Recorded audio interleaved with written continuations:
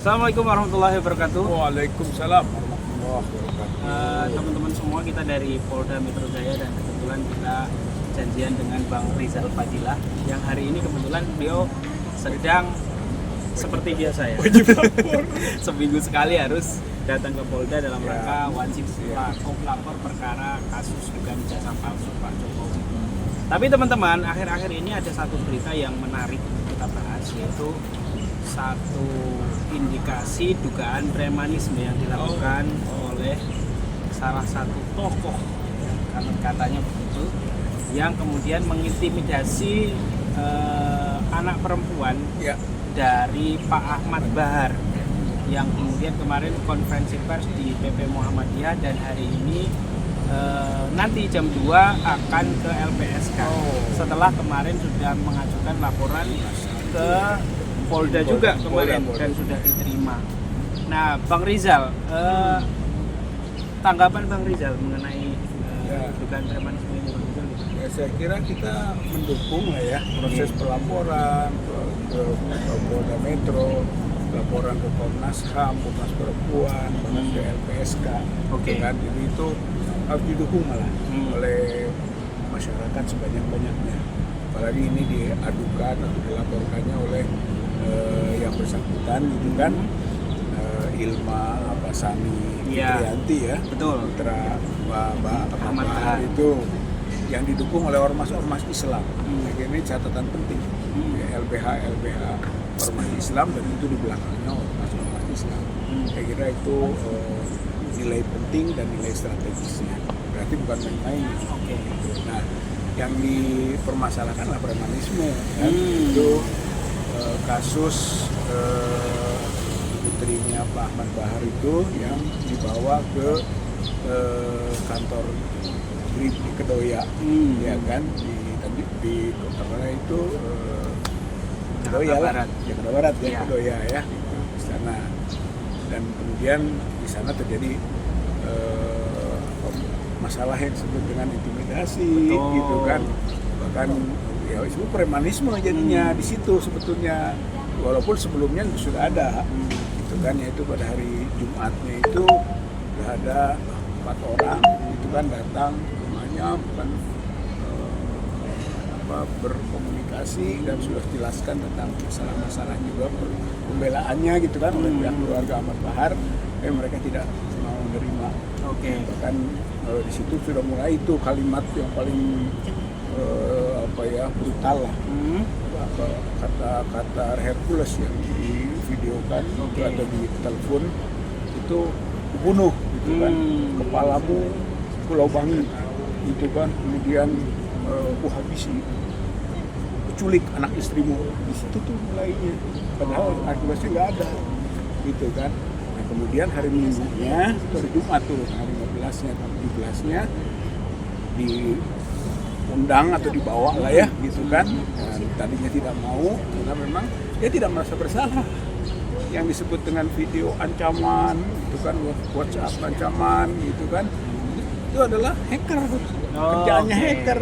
Itu sudah dikemukakan berkali-kali gitu oleh Ilma maupun juga oleh bapaknya, tapi Hercules nggak mau tahu. Akhirnya ikutlah gitu kan ke Kedoya itu, dan di sana peristiwa yang menonjolnya satu gitu kan soal ungkapan hardikan lah gitu. Hercules bukan jadi orang baik, buka jilbabmu kan gitu. Satu. Kedua, kalau bapakmu ada di sini, maka saya akan telanjangi bapakmu. Kamu video itu bapakmu di atas meja ini. Yang ketiga, dia mengeluarkan pistol gitu dengan ampuhnya, bahwa dia bisa melakukan memenjarakan atau menembak gitu kan, dan dia buktikan dengan dia menembak kedua kali ke bawah.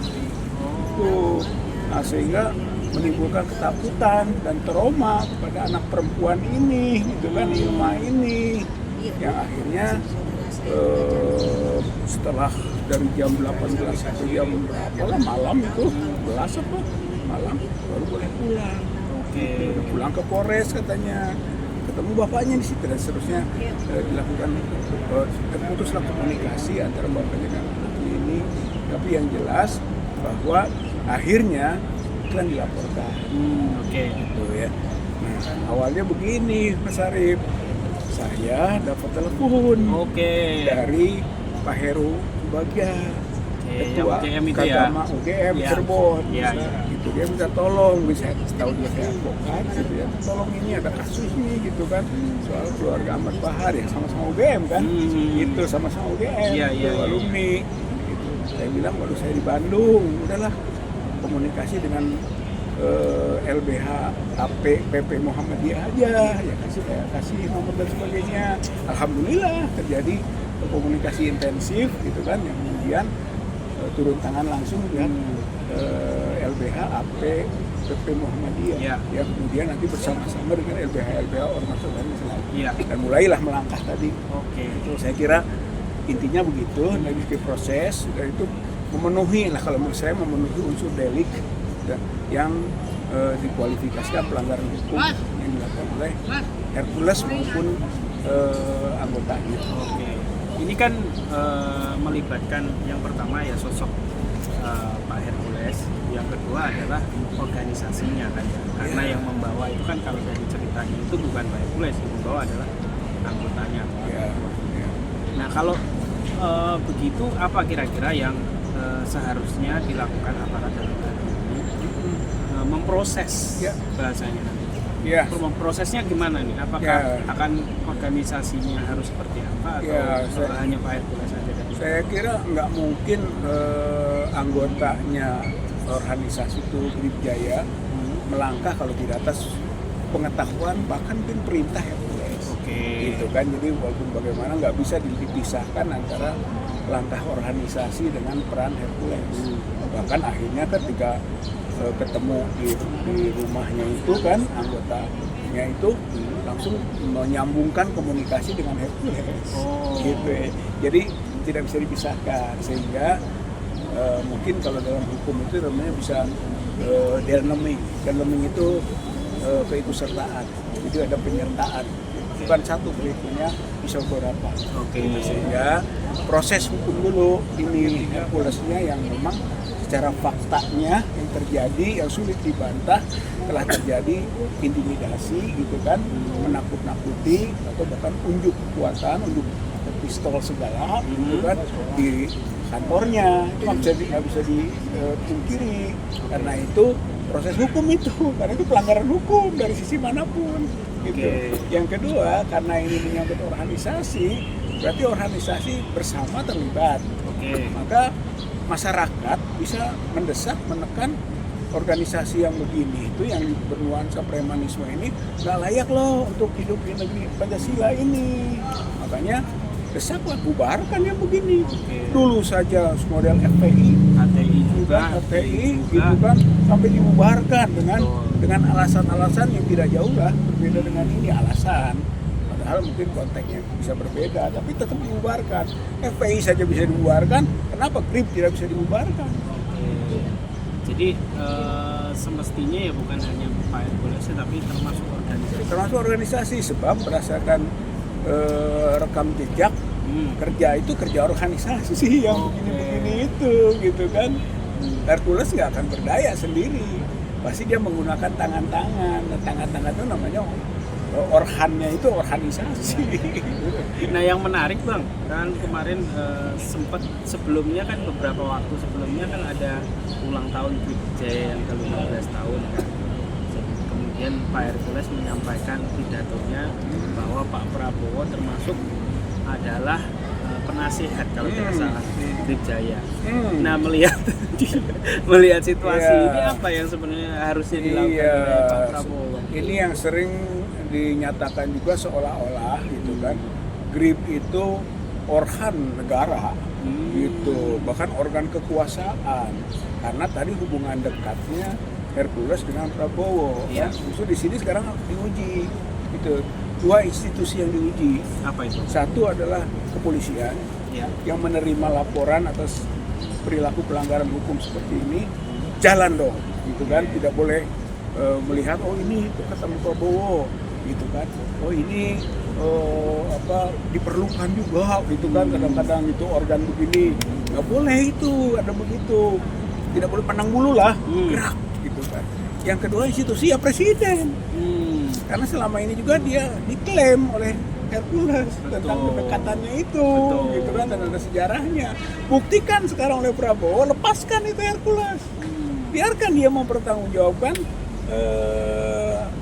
tindakannya itu secara hukum. Tapi kalau masih dilindungi oleh Prabowo, berarti Prabowo terlibat. Itu aja disebut dengan penyerta nanti, turut serta, gitu kan. Bahkan mungkin membiarkan, gitu kan, membiarkan proses itu dengan negatif, gitu kan. Nah kena itu, dan makanya dua ujiannya itu polisi bergerak, Prabowo melepaskan, jangan melindungi. Gitu. Kalau Prabowo melindungi ya udah kena Prabowo juga, gitu dalam konteks ini, karena hubungannya itu awalnya Hercules itu membela Prabowo atas tuduhan atau ungkapan Amin Rais soal Teddy, gitu kan, awalnya itu yang kemudian Hercules mengancam, gitu kan, apa tangan saya harus berdarah lagi, jaga mulutmu, itu ke Amin Rais itu, gitu kan, konteksnya Teddy yang dibela mungkin Teddy dan Prabowo karena ngait, gitu kan, di situ. Jadi walaupun bagaimana ini akan ada sambungan jembatannya ke Prabowo, maka sekarang Prabowo harus buktikan bahwa lepaskan Hercules untuk mempertanggungjawabkan perbuatannya sendiri, jangan dilindungi gitu.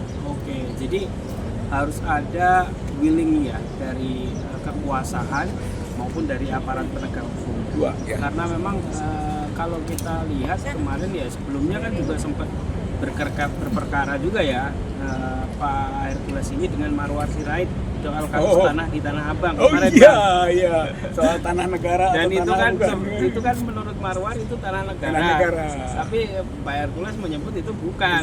Itu adalah tanahnya. Itu kan sempat lumayan memanas juga tuh.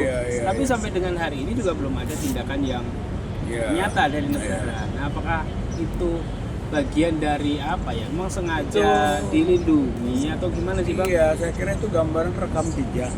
Rekam jejaknya Hercules yang sebenarnya tidak bagus. Ketika dulu juga dia disebut di Wikipedia ini ya, bahwa dia gangster memang, Tanah Abang, gitu kan, dengan perilaku yang nggak bagus, premanisme lah, itu disebutnya di situ gangster kan gitu. Bahkan pernah berkonflik dengan komunitas Betawi, gitu kan, kemudian Madura, gitu ya, yang di Tanah Abang dalam konteks penguasaan wilayah. Sekarang juga dengan negara ini adalah Menteri Perumahan, gitu. Jadi dan Hercules ini berapa kali keluar masuk penjara, gitu. Berarti punya rekam jejak tindak pidana. Dan itu menurut Perkapolri nomor 1 tahun 2011, gitu kan. Kalau memang orang sudah punya rekam jejak tindak pidana, nggak boleh pegang pistol. Nggak boleh diizinkan pegang pistol. Menurut Perkapolri itu. Berarti yang dilakukan bisa melanggar. Sekarang makanya pengusutan berikut adalah perizinan. Punya izin nggak? Kalaupun izin harus cabut.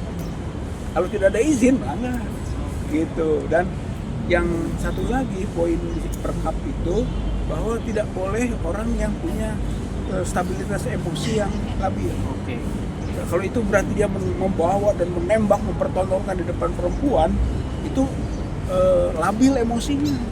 Itu sudah merupakan pelanggaran untuk bisa mendapatkan izin memegang pistol atau senjata api. Baik, Bang, ini kalau seandainya ya, ini kan yang dilaporkan ini cukup besar nih organisasinya katanya ya, di seluruh Indonesia.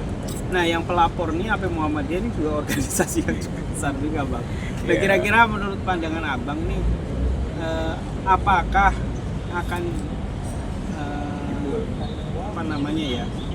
akan benar-benar ditegakkan Bang hukum yang seharusnya memang tadi Abang sampaikan itu, mengingat ini dua hal yang cukup besar. Ya, saya kira konsekuensinya ya harus begitu. Kalau enggak, maka justru mengganggu stabilitas. Kasus pendampingan dari LBH Muhammadiyah ini kan, itu bukan hanya Muhammadiyah, ada Persatuan Islam, Al-Wasliyah, Hidayatullah, gitu kan, banyak lah menyebut puluhan ormas Islam. Berarti ini bukan hal yang sederhana. Jadi polisi nggak bisa memihak kepada Hercules dicari. Nanti bagaimana dengan kekecewaan daripada kubu umat Islam itu, karena ini adalah satu gambaran tentang bagi umat Islam bisa amar ma'ruf nahi munkar.